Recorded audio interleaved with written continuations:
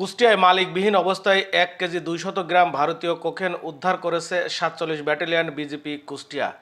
Kushtia 47 battalion বিজিপির অধিনায়ক lieutenant colonel Mahbub Morshed পিএসসির এক প্রেস বিজ্ঞপ্তিতে জানান, সুনির্দিষ্ট তথ্যের ভিত্তিতে 24 ফেব্রুয়ারি বিকেলে পোড়াদহ রেলওয়ে স্টেশনে রাজশাহী হতে খুলনাগামী কপোতাক্ষ এক্সপ্রেস ট্রেনে নায়েক সুবেদার রফিকুল ইসলামের নেতৃত্বে সদর ব্যাটালিয়নের একটি বিশেষ টহল দল মাদক ও চোরাচালান বিরোধী অভিযান পরিচালনা করে মালিকবিহীন অবস্থায় 1 কেজি 200 গ্রাম ভারতীয় কোকেন উদ্ধার করে, যার আনুমানিক বাজার মূল্য 60 লক্ষ টাকা।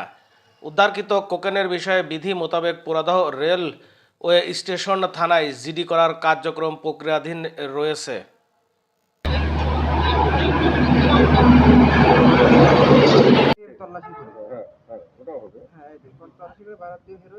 আচ্ছা, ওটা পরে আগে ফটোটা তুলে নে।